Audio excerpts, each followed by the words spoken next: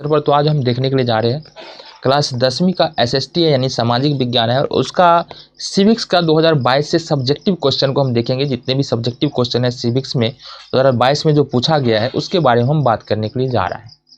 तो पहला काम है नगर निगम के प्रमुख कार्यों का वर्णन करें। तो इसके बारे में हम देखेंगे नगर निगम कौन कौन सा कार्य करता है। तो नगर निगम का जो पहला काम है, यहाँ पर नगर साफ सफाई का काम नगर निगम के अंतर्गत आता है। कहने का क्या मतलब है, जो शहरों में कॉलोनी होती है उसमें जो नालियाँ होती है उस सब की साफ सफाई का काम नगर निगम के अंतर्गत आता है। पानी की जो व्यवस्था होता है कॉलोनियों में या जो भी बाजार होते हैं उसमें, वो भी काम नगर निगम का होता है। सड़क बनाना और उसको मरम्मत करना, ये भी काम जो है नगर निगम, यानी नगर निगम का अगर क्षेत्र है तो कुछ सड़कें जो है वो नगर निगम के अंतर्गत आती है, उसका निर्माण वो करते। जैसे गली का सड़क हो गया है ना, किसी कॉलोनी में जाने के लिए जो गली है वो हो गया, ठीक है। कोई छोटा सा मार्केट है वो नगर निगम के अंदर आ जाएगा, ठीक है। गली से मार्केट तक का सड़क आ गया, ये नगर निगम के अंदर आ जाएगा।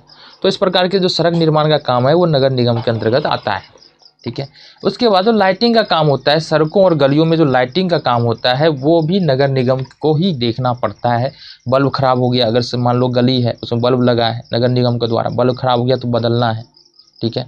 जो भी समस्या है बिजली से संबंधित उसमें नगर निगम दखल दे सकता है, काम कर सकता है।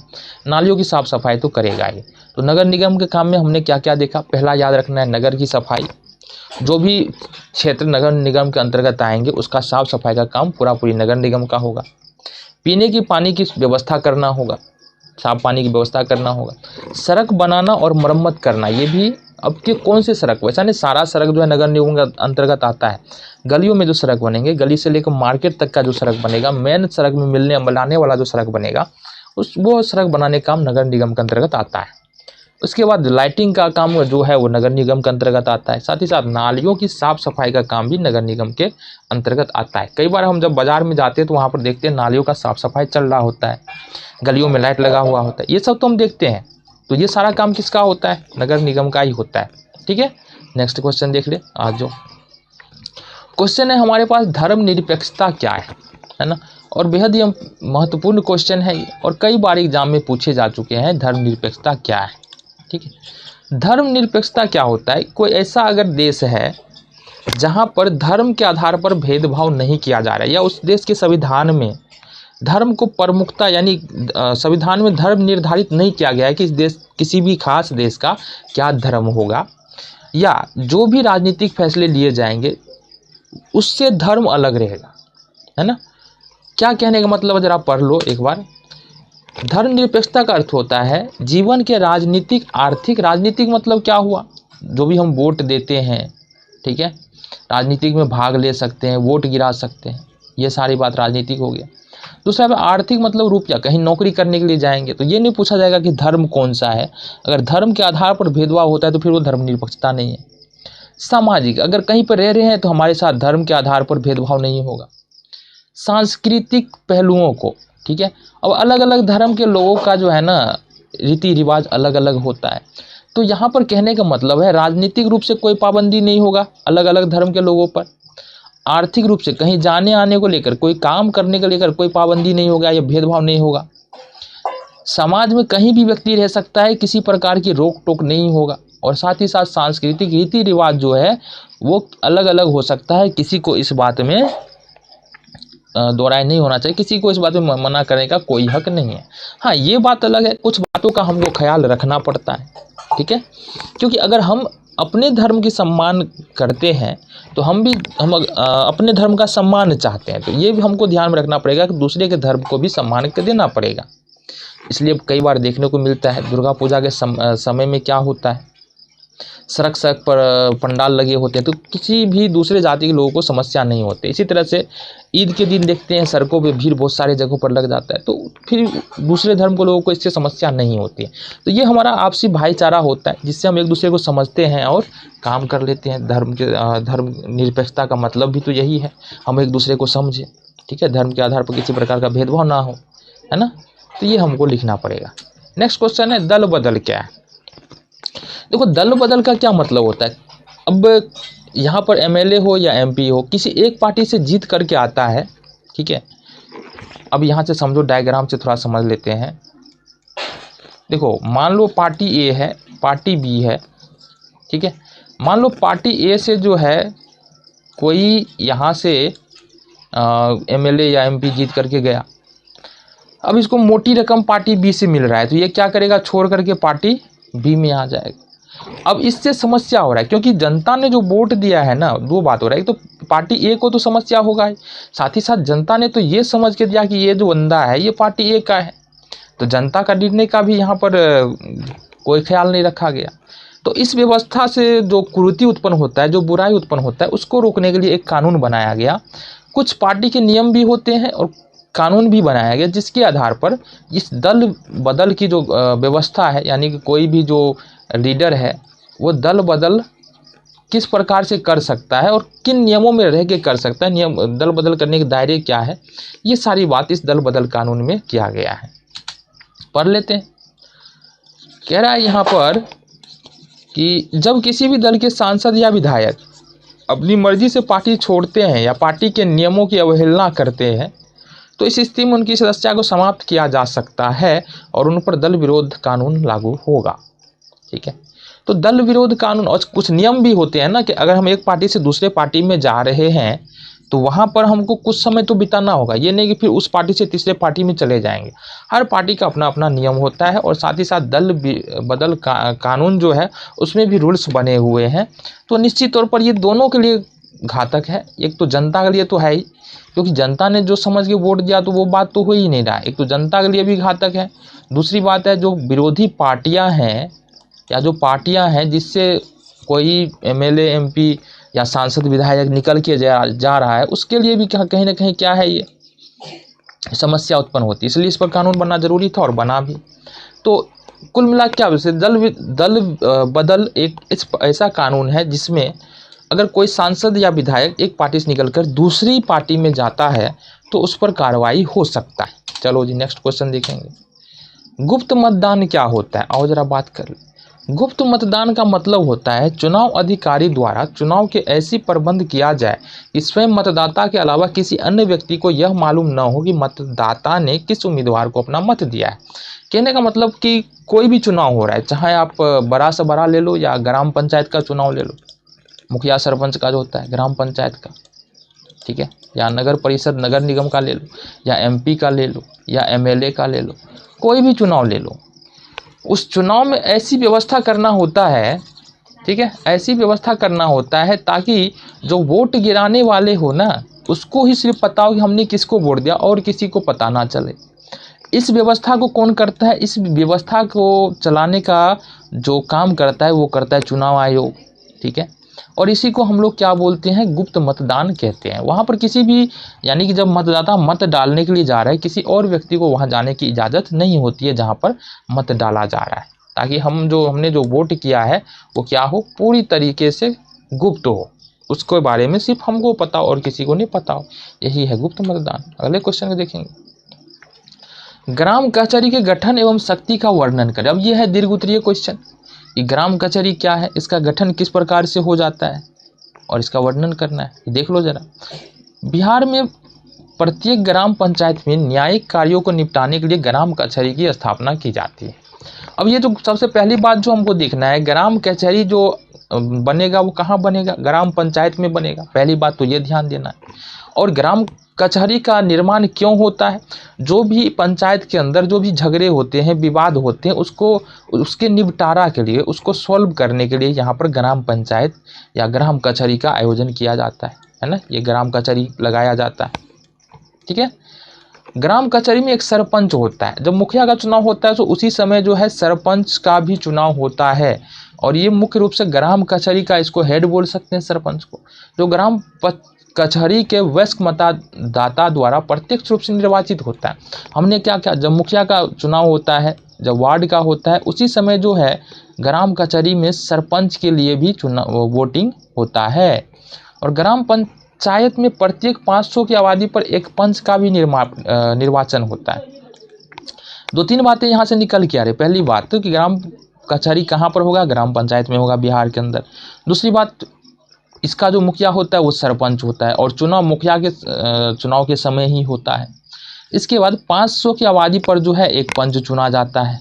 ठीक है, चलो जी, सरपंच एवं पंच की चुनाव में भी आरक्षण की व्यवस्था की गई है। मतलब किस जाति के उम्मीदवार खड़े होंगे या हर 5 साल बाद जो है उम्मीदवार बदलते रहेंगे, अलग अलग जाति के उम्मीदवार खड़े होंगे, इस प्रकार की व्यवस्था होती है ताकि सभी जाति जो है वो सत्ता में साझेदार बन सके। यह आरक्षण व्यवस्था ग्राम पंचायत के सदस्य के लिए निर्धारित आरक्षण व्यवस्था के अनुसार होता है, यानी कि किसी ग्राम पंचायत में किस किस जाति के लोग रह रहे हैं, ठीक है, उस हिसाब से उस ग्राम पंचायत में आरक्षण की व्यवस्था होती है। प्रत्येक कचहरी का कार्यकाल अपनी प्रथम बैठक से 5 वर्षों के लिए होता है। अब जो भी ग्राम कचहरी एक बार चुनाव हो जाए ना, तो उसका कार्यकाल जो है, जो भी व्यक्ति चुना गया है उस व्यक्ति का कार्यकाल 5 साल होता है। जैसे कि मुखिया का भी होता है, वार्ड का भी होता है, और ग्राम कचहरी का जो मुखिया होता है कौन, सरपंच, उसका भी कार्यकाल कितने का होता है, 5 साल का होता है। ठीक है, इस तरह सरपंच एवं पंचों का कार्य अवधि ग्राम कचहरी के कार्यकाल तक होता है। यानी कि एक बार जो पंच चुना गया, जो सरपंच चुना गया, जो मुखिया चुना गया, उसका कार्यकाल 5 साल का होता है। इसमें पहले सरपंच एवं पंच स्वयं स्वेच्छा से जिला पंचायती राज अधिकारी को आवेदन देकर पद त्याग कर सकता है। अब यहाँ पर देखेंगे, यहाँ पर जो है पंच और सरपंच को अगर ऐसी कोई समस्या आ रही है जिससे कि उसको पद छोड़ना है, तो यहाँ पर देख लेंगे हम इस तरह ग्राम कचहरी का होता है। इसमें पहले सरपंच या पंच स्वयं स्वेच्छा से जिला पंचायती राज अधिकारी, अब ये देखो जिला पंचायती राज अधिकारी, इसको क्या करेगा, ये रेजिग्नेशन लेटर या बोल सकते हैं त्याग पत्र दे सकता है और अपने पद से हट सकता है। ठीक है, उसे अविश्वास प्रस्ताव द्वारा हटाया जा सकता है और ऐसा कि सब मिल करके भी उसको हटा सकता है। ग्राम कचहरी की दीवानी एवं फौजदारी दोनों क्षेत्रों में अधिकार प्राप्त है। अब जो ग्राम कचहरी बनता है उसमें दीवानी मुकदमा का मतलब क्या होता है, दीवानी मुकदमा का मतलब होता है जमीन जायदाद संबंधी जितने भी मुकदमे होते हैं दीवानी मुकदमे कहलाते हैं। फौजदारी मुकदमे जो जिसमें मारपीट हो गया, ठीक है, मर्डर हो गया, मर्डर तो खैर बड़ा हो गया लेकिन मारपीट तक की बात पहुंच जाती है, उसको फौजदारी मुकदमा कहते हैं। तो दोनों ही तरह के मुकदमे की सुनवाई ग्राम कचहरी में की जा सकती है। ठीक है, 10,000 रुपये तक के दीवानी मुकदमे को सुनने का अधिकार ग्राम कचहरी को प्राप्त है। यानी कि 10,000, देखो मामला तो अगर 20,000 लाख रुपये का भी हो और ज़्यादा संगीन ना हो तो ग्राम कचहरी में सॉल्व हो सकता है, लेकिन अगर मामला बहुत थोड़ा गहरा हो गया है, संभव नहीं है, तो ग्राम कचहरी में उसका समस्या का समाधान नहीं मिल सकता है।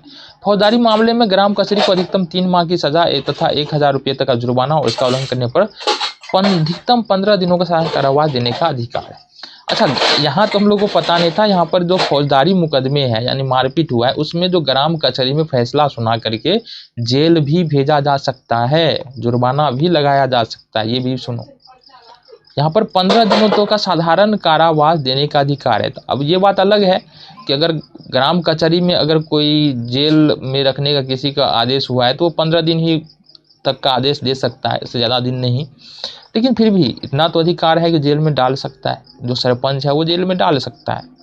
ग्राम कचहरी में न्याय मित्र होता है जो सरपंच के कार्यों में सहयोग देता है, एक न्याय मित्र होता है ना।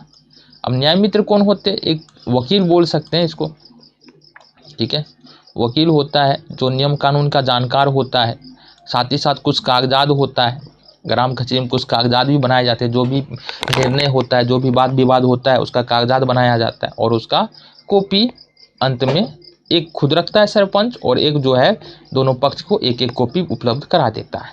ठीक है, उस कागजात को संभाल के रखा जाता है ताकि आगे कभी जो विवाद हो ना तो उसको सुलझाया जा सके। नेक्स्ट क्वेश्चन देखेंगे, है क्या शिक्षा का अभाव लोकतंत्र के लिए चुनौती है? जी बिल्कुल चुनौती है। ठीक है, शिक्षा के बिना लोकतंत्र की कल्पना हम क्या करें, हम देख ही रहे हैं ना कितनी समस्याएं हैं हमारे देश में।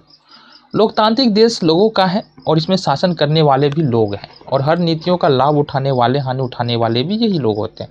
कहने का मतलब है कि हम सरकार को चुन करके भेजते हैं, वही सरकार हमारे लिए शासन करता है और उसी से हमको लाभ होता है या हानि भी होता है।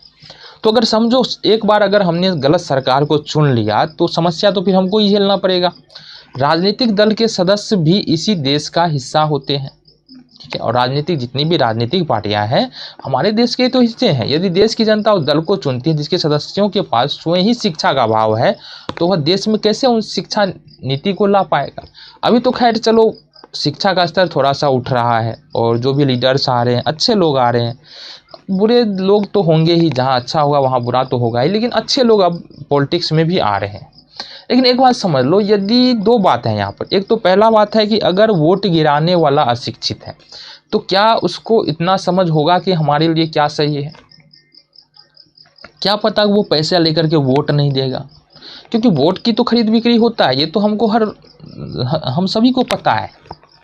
तो अगर हम शिक्षित नहीं होंगे तो ये सारी समस्या आएगा, है ना, जिसमें देश के लोगों को जागरूक करने के मूल मंत्र होंगे।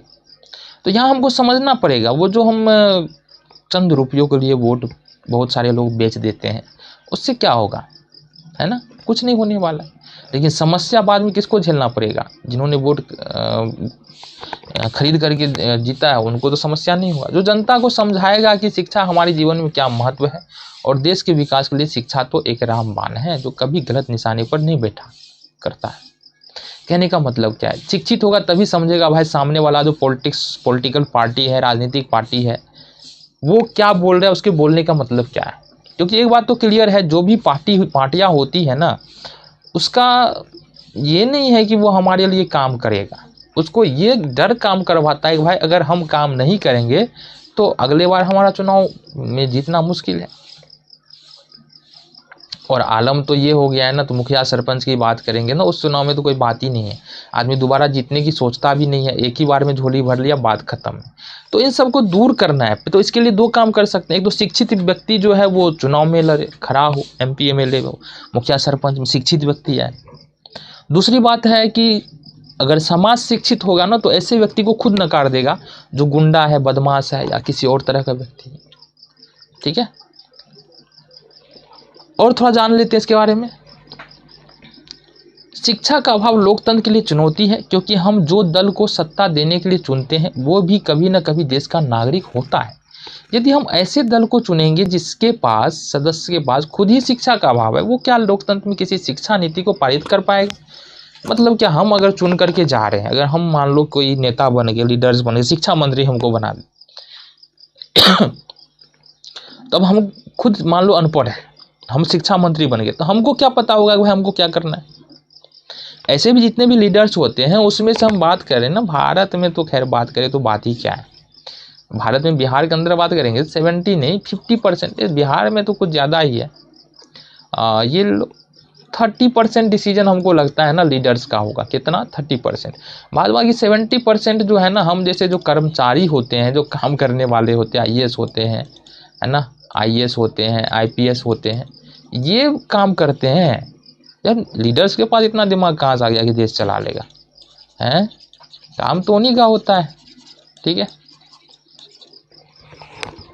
खैर मूल बात ये है कि विदाउट एजुकेशन, बिना शिक्षा के हम लोग एक अच्छी सरकार तो नहीं चुन सकते, और ये कहीं ना कहीं हमारे लिए समस्या उत्पन्न करेगा।